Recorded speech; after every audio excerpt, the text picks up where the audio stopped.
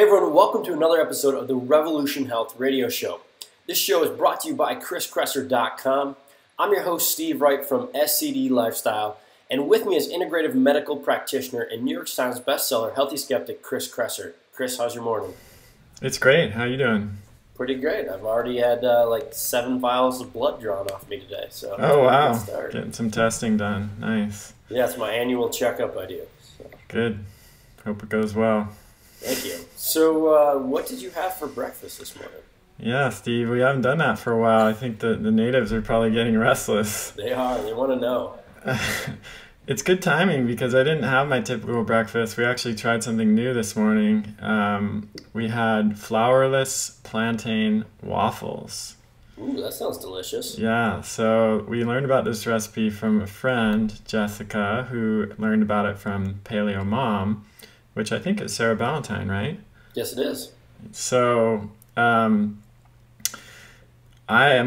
love plantains. Anyone who's listened to the show for a while knows I eat them pretty regularly, often have them in the morning. We'll usually just slice them and fry them in a little bit of expeller pressed coconut oil because that's easy and quick. But there's so many great uses for green plantains. They're such a great starch, carbohydrate source for people on a paleo type of diet. And I just had the idea this morning to write a post about green plantains and all the different ways you can use them after that was inspired by my breakfast. But so anyways, you can make batter for either pancakes or waffles super easily by just taking green plantains, putting them in the blender with eggs and coconut oil, some baking powder, soda, a little bit of maybe, nutmeg or vanilla extract if you want. Blend it up. Pour it in the waffle iron or on the griddle, and that's it. You've got great flourless pancakes. We're not even talking about nut flour or coconut flour here. It's just pure plantain as the base, and that's 100% paleo. It's not a flour-based product at all, so I think that's probably even a little bit better than the nut flour and coconut flour products, which are pretty easy to overeat because of how they're broken down that way in flour and processed in flour. It's even less processed. So, and they were delicious. I thought they were great. So excited about that. And I'll get that post up soon with some recipes for how to use plantains in a number of different ways. Yeah, that sounds delicious. Now, did you use a waffle maker or did you use We did have an old waffle iron laying around that we used really occasionally would make like almond coconut flour mix type of waffles. But we had to dig that thing out and it was really quick to make them and they're really good. Sylvie loved them. She was thrilled to be eating waffles and that's the only kind of waffle she gets. So she loved it. We cut up some strawberries and put a little bit of coconut whipped cream on there. It was great. I knew there had to be some fat in there somewhere. Oh yeah, and butter, of course. But there's coconut oil in the waffles too, so there's fat built into the mix. But delicious. Highly recommend it. Awesome. Well, before we get to this week's question, I just want to let everybody know if you haven't been over to Kresser.com, Chris has been spending a lot of time and energy, resources over there to redo the site and make it very easy to navigate and find all the work that he's been doing. And you'll notice on the front page there that he has allowed everybody to get access to his 9 Steps to Perfect Health ebook. So this ebook was taken off the market for a while, and he's re-released it. It's a 63-page ebook, and obviously it has the 9 steps that Chris has been talking about for perfect health for a long time. So we've done a number of podcasts on these steps, but if you want the greater detail, and including probably some references and hyperlinks and things like that, I would really encourage you to go over to Kresser.com, put your name and email in there, and go ahead and get that ebook and start reading it today. All right, so we have another great question. Thank you, everybody, for sending in your questions. They're coming in fast and furiously now, which is great. Lots of really good questions, and it's so great to have a show that's listener driven, because that way I know that we're giving you the information that you want. And we've got a lot of good feedback on the new format. People seem to really enjoy the shorter single topic episodes. They like hearing from other people who are listening to the show, hearing their questions played back. So it seems to be working well. So keep it up. Keep sending us your questions. So let's have a listen. This one is from Leslie. Hi, my name is Leslie. I am homozygous for MTHFR defect on the C677T gene, and so is my son.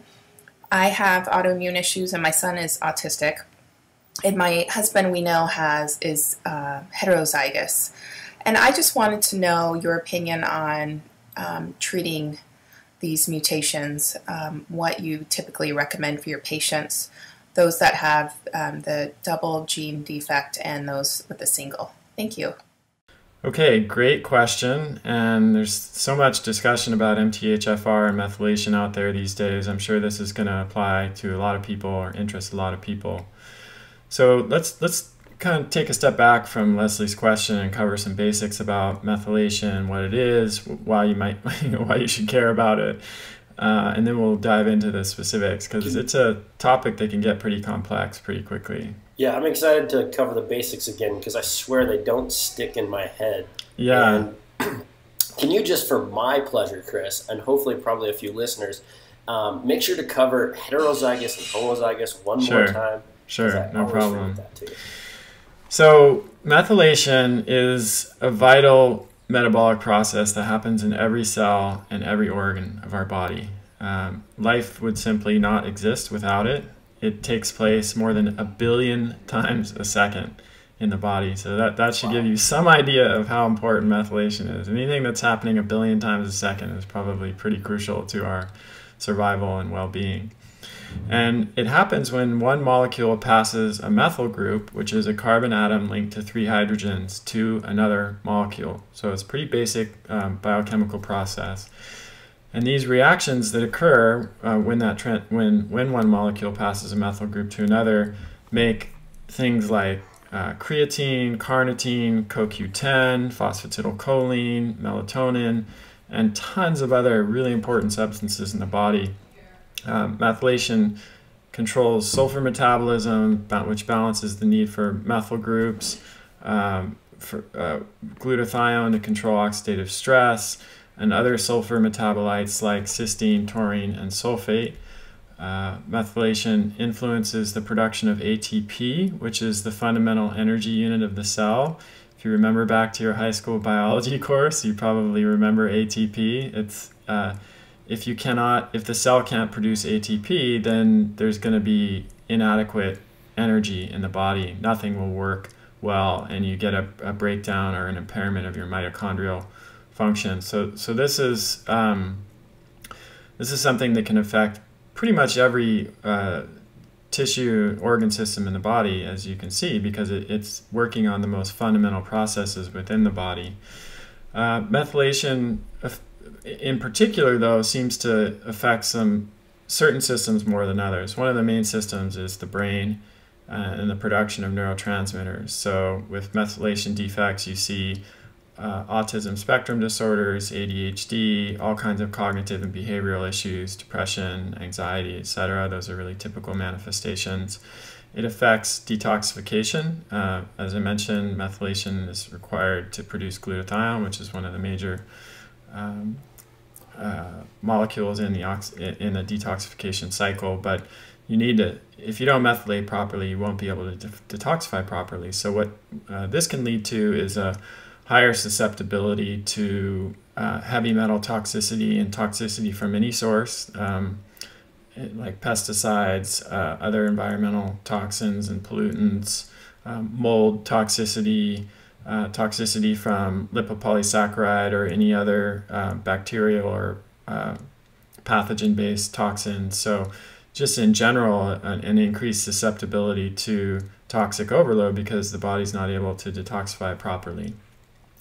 Methylation also influences histamine breakdown in the gut. So a lot of people recently have become more aware of histamine intolerance and think mast cell activation syndrome. Talked about those on the show. I've written about that a little bit. But what a lot of people don't know is that one of the potential underlying causes of histamine intolerance is poor methylation.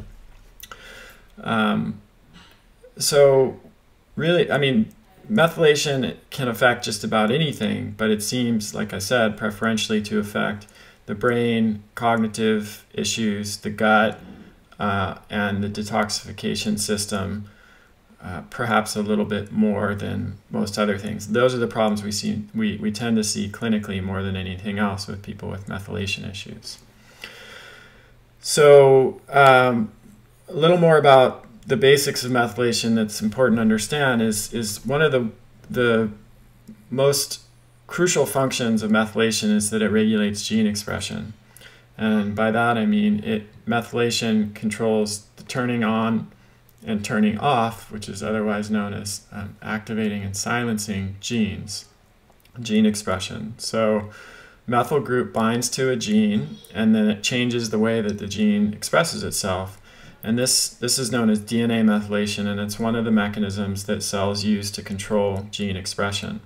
Now, is this epigenetics? This is epigenetics. So when you consider, you go back to the age of Darwin and then the discovery of DNA, scientists basically thought that biological inheritance was something permanent. It was set in stone. You inherit the genes your parents gave you, and then that's what you pass on to your children, and there's no change. It's like hard-coded, the DNA, it doesn't change. But over the last couple of decades, we've learned that genetic inheritance is a lot more complicated than that. We know now that environmental factors like diet and stress and sleep and toxins lead to molecular changes that are not encoded in DNA. So they're not actually changing the hardware of the system, if you want to use a computer analogy.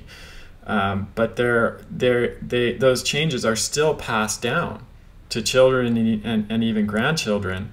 So even though they're not affecting the hardware, they are affecting the software, and the software, in a sense, is passed down to the children in a way that can affect their hardware or can affect the health of future generations. So you have this really complex interaction between the genes themselves and then all kinds of environmental factors that regulate and activate or suppress the expression of those genes. And that whole sum total of influences, things that we're exposed to, that our parents were exposed to even before they conceived or at the time of conception, which is amazing to think about, and then what we're exposed to in utero, and then what we're exposed to through our whole life is now known as the exposome.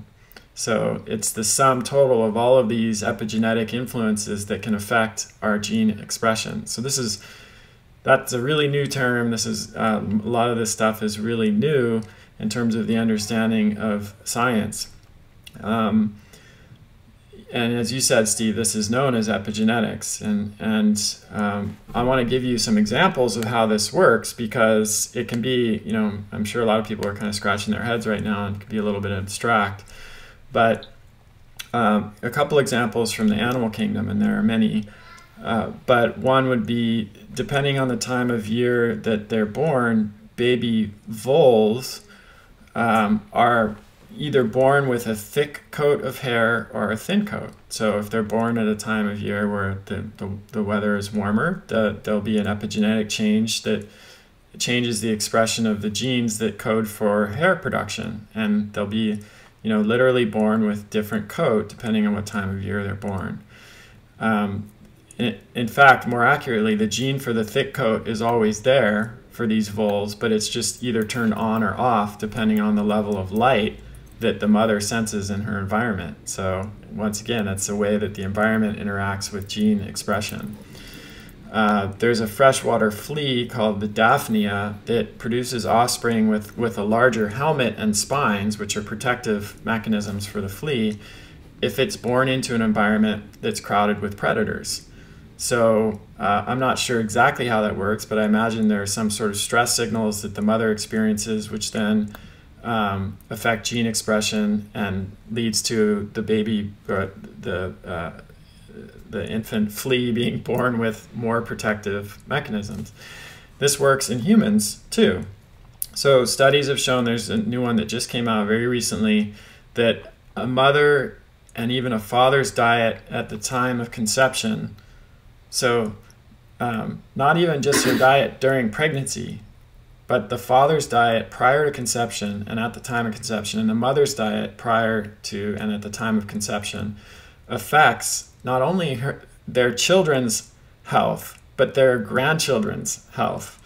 So this article was actually called "You Are What Your Grandmother Ate," which is really a profound concept to take in. I mean, it really kind of puts everything in a whole new perspective. Like, our responsibility for our bodies and taking care of ourselves and eating a good diet is not just about our own health or even our children's health if we have children, but our grandchildren's health. So I mean, that's probably pretty heavy for some people to contemplate, but we're learning more and more about this, and it's true even for fathers, which is really new. Like, you know, we didn't really understand the role that diet played in fathers in the health of the offspring. It seems like that would be mostly, if not completely, related to the mother's diet. But we now know that a father's diet can cause epigenetic changes that affect sperm quality. And then the changes in sperm quality will affect the health of the offspring and even the offspring's offspring. So I'm just really excited that my grandma basically subsists on coffee and chocolate. I'm pretty excited. Yeah, well, an antioxidant-rich diet. Exactly. Right? So we have another study that came out recently. We've known for some time that kids who are born to mothers who've had C-section have a higher risk for developing obesity and metabolic disease and other conditions. And one of the main reasons for that is because of the effects of C-section on the gut microbiome. But scientists have actually identified another reason, which is that C-section births cause changes in gene expression that then contribute to these lifelong changes, potentially lifelong changes in health. Now, that doesn't mean if you've had a C-section, your child is doomed. The good news about epigenetics is that a lot of these factors, which we considered to be unchangeable before, are in fact modifiable by changing the environmental influences. So, you know, the bad news is that environmental factors like C-section and poor diet and everything can alter gene expression in a negative way. But the good news is that good, healthy diet and then, you know, fixing the gut microbiome and all the things that we talk about can have positive changes on gene expression in the future. Yeah, it's like takes that whole, you know, I got dealt a bad hand, and now you realize you get to go fish as much as you want. So that's you can right. throw the cards back in and go pull some others. Yeah, and you know, certainly there are factors that are more modifiable than others. So it's not like we have complete control over this. There are genetic factors that we can't change that influence our health. But I think we're learning more and more that we have a lot more control and influence than we thought we did. So the last example in humans of how methylation can affect gene expression and how that translates into lifelong health is something called the developmental origins hypothesis of developmental origins of health and disease. And this is a theory that came out of research by a scientist named Barker I think in the 80s in the UK. And he noticed that rates of heart disease were increasing in the UK, and everybody thought, oh, this is a disease of affluence. The rates must be increasing because people are eating more rich and fatty food, etc. But what he noticed is the highest rates of heart disease were actually in the lowest income communities where they definitely were not affluent. So he was puzzled by this, and he did some research to figure it out and found that the people with the highest risk of early heart attack before the age of 65 later in life were people who were born at the lowest birth weight, which indicates poorest nutritional status of the mothers. And so what he pieced together was that if the nutritional status during pregnancy is poor, that triggers epigenetic mechanisms in the developing baby to hoard calories when it's born, because essentially the body, you know, the baby senses that there's it's being born into an environment of scarcity because it's not getting the nutrients that it needs to thrive. And so in the body's wisdom, you know, at a time when that was actually true, when there weren't many nutrients, it would have been a survival advantage for that baby to be born with a system that would aggressively store whatever nutrition was available. And so then these babies are born and they have a much higher risk of obesity and metabolic disease and thus cardiovascular disease later in life. So really fascinating stuff. And methylation is one of the main mechanisms that controls this turning on and turning off of genes. So that's the background. So just to wrap this this area up, the pre-training for the answer here, in case anybody was as curious as I was, a vole is kind of like a mouse. It kind of looks like a little mouse. So I was really confused for a long time. A rodent-like creature. Yeah. Yes. Thanks, Steve. This is why you're here. One of many reasons, actually. So my runaway brain doesn't get out of control. All right, so let's get back to Leslie's question, and I still am tracking your question, Steve, about heterozygous and homozygous. We're going to talk about it in this next section here. So Leslie asks, she notes that she's homozygous for MTHFR and has family members that are heterozygous and wants to know how, and there's autism and autoimmune disease, and which, as I described earlier, those are fairly typical manifestations of methylation defects because of the effects of methylation on brain and immune system, detoxification, etc. So she wonders how you should treat those mutations and what you should do. Well, again, we need to kind of take a step back here and look at why methylation goes wrong in the first place and what to do, how you figure out what the cause of your methylation problems is or what the causes are, and then what to do about it. So there are many things that affect how the body methylates, but they can really be broken down into two categories. One is genetics and the other is environmental factors. So the environmental factors would be gut health, diet, exposure to toxins, stress, all of the typical environmental factors that we talk about on this show that affect our health. But then there's genetics, and there are several enzymes in the methylation cycle. And if you want to geek out a little bit, you can go to Google and type in methylation cycle, and you'll see like lots of crazy charts with lines going everywhere connecting.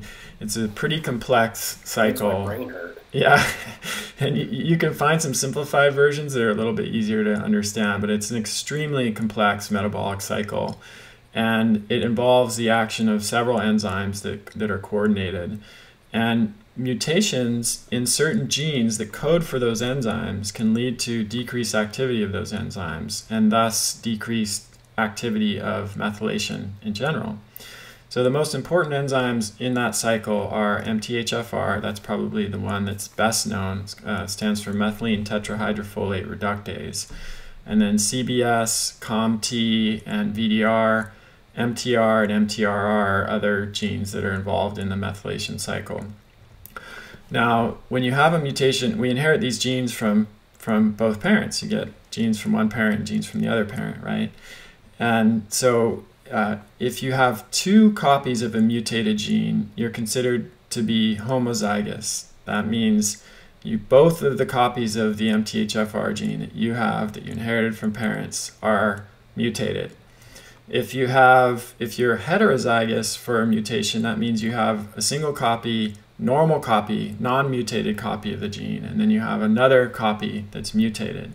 Now, generally, with genetic conditions, homozygous mutations are more serious because you have, of course, two mutated copies of the gene, and the production event, whatever that gene does, whatever enzymes that gene codes for, are not going to be produced as effectively when there are homozygous mutations. And depending on the gene and the mutation, I mean, a homozygous mutation can be quite serious in some cases, and like with familial hypercholesterolemia, the genetic mutation that leads to very high levels of cholesterol.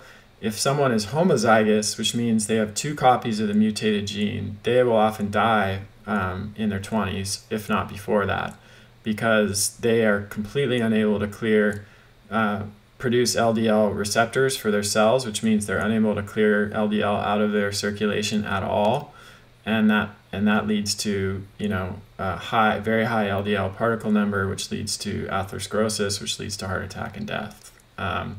People who are heterozygous for that mutation tend to have very high total cholesterol levels, like over 300, 350, 400, even into the 500s.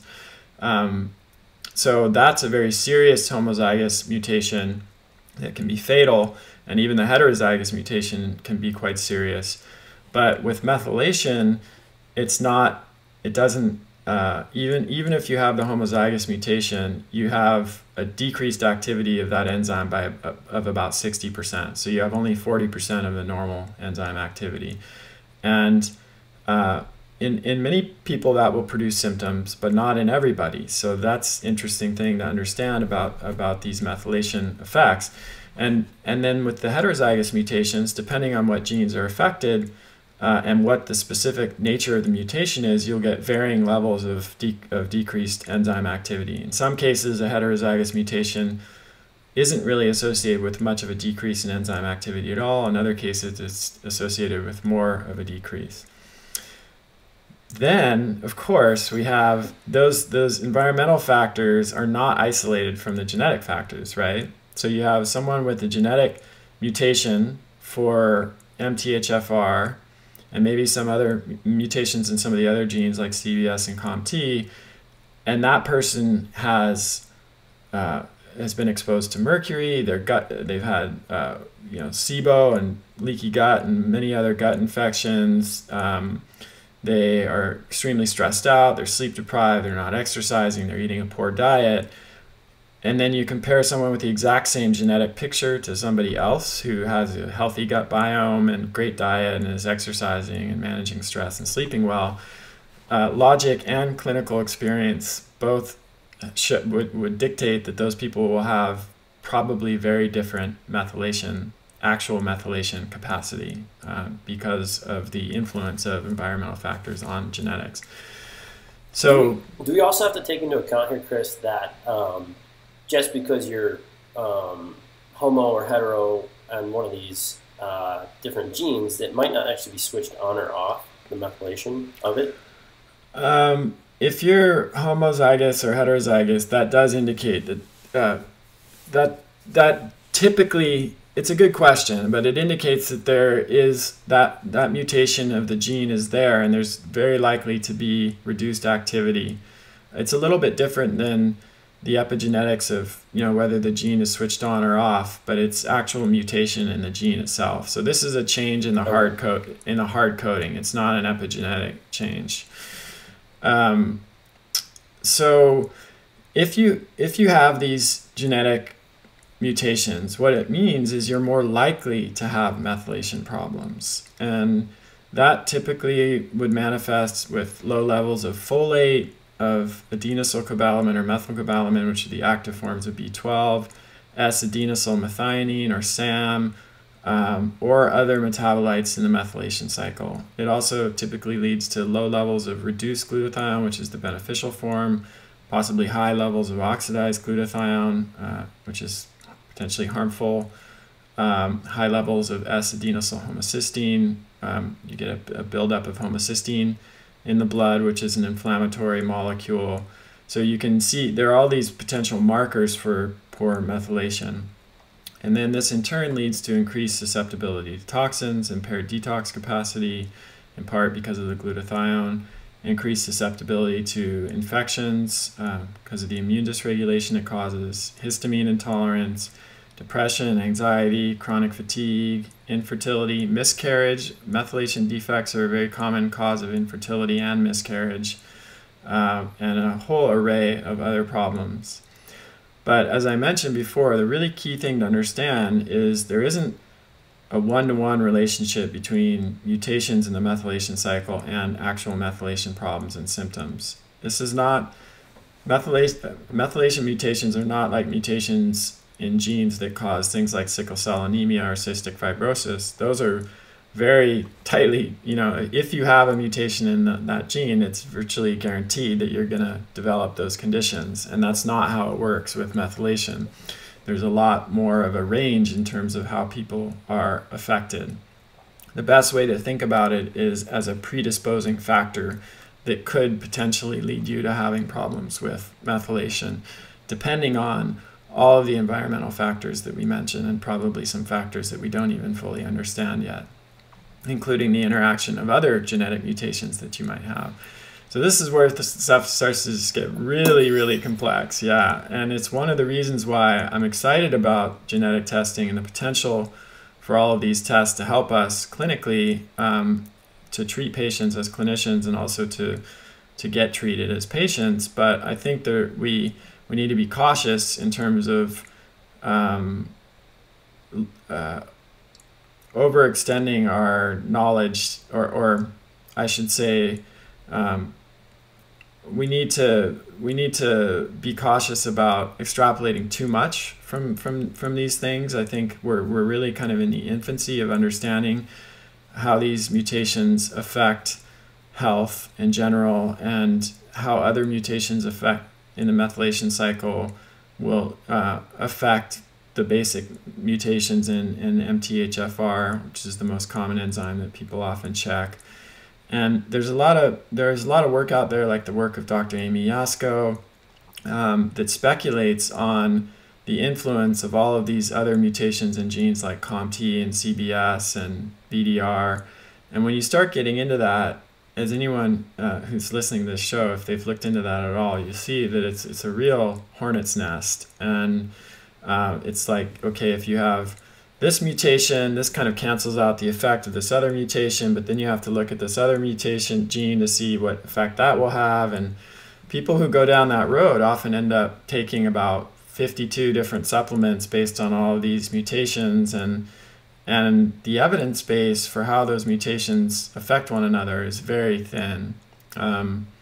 We've got evidence definitely on MTHFR and how those mutations affect human health, but beyond that, there's very little information in the peer-reviewed scientific literature about how, like, CBS mutations or COMT or any of that sort of stuff. So I think that doesn't mean that some of the clinicians out there who are doing on the frontier aren't right, and it doesn't mean that they're not doing valuable work, but it does mean that, you know, if we're going to stick with the scientific method, we want to see these things studied and reproduced, and especially when they lead to patients spending a lot of money and making big decisions about their health. So that's just a kind of this is where we're entering into the art of medicine. Yeah, absolutely. And there's people that can really benefit from those doctors, and I know of several. So yeah, you know, but I think that's a great point that, you know, like, let's differentiate these and make sure people know what they're in for. Lack of proof is not proof against, as I've often said, and we need more research here. And it's just something to know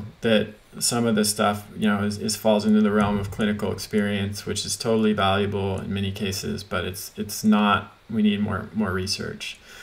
So let's just talk briefly about testing and treatment. So the genetic testing, one of the best ways to get tested is 23andme.com. And, you know, a lot of people know that the FDA shut them down from doing health interpretation of their data. But the good news is you can still get the raw data. It's $99, I think. Yeah. Go to 23andme.com, you order it. And when you get the results back, you can go to a few different sites to get it interpreted, get the methylation genetics interpreted. One of them's geneticgenie.org. So you go there, you click on methylation analysis, and it, you know, hooks up to your 23andMe data, and it spits back a report.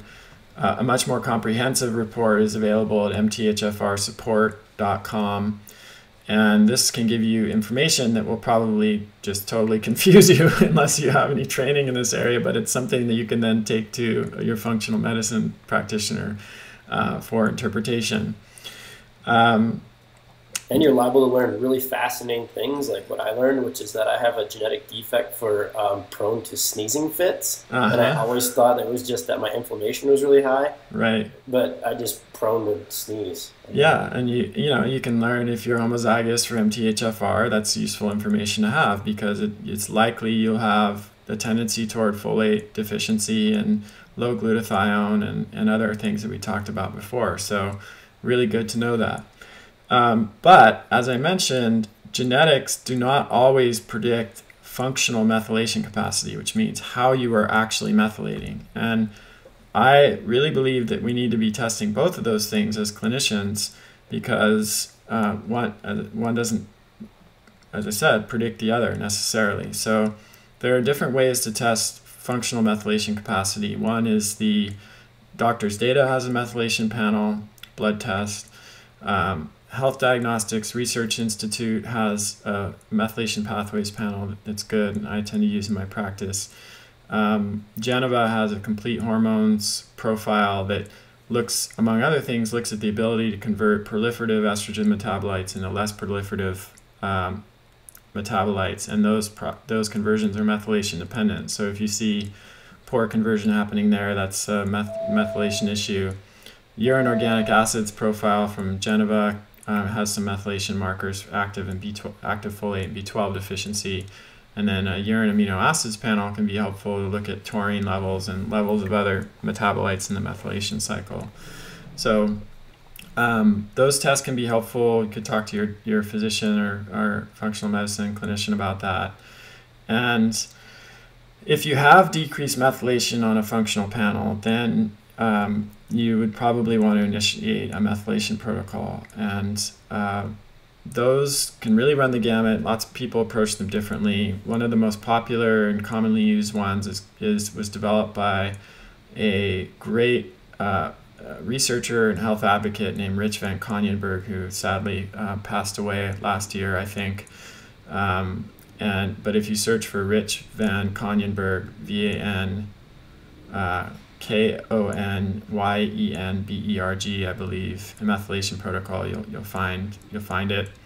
I do recommend working with someone on this because there's a risk of over-methylation if you become too aggressive with the methylation supplements. That can cause its own problems. When you start methylating, you're going to be upregulating your detox capacity, so that can cause a lot of die-off type of symptoms as your body starts to clear toxins that have been stored for a while, or latent infections, things like that. So it is something you can do on your own, in the sense that a lot of the supplements that are used, like B12 and folate, are pretty safe, but it's also, it's better if you can find some supervision, because it can be kind of difficult to work through sometimes.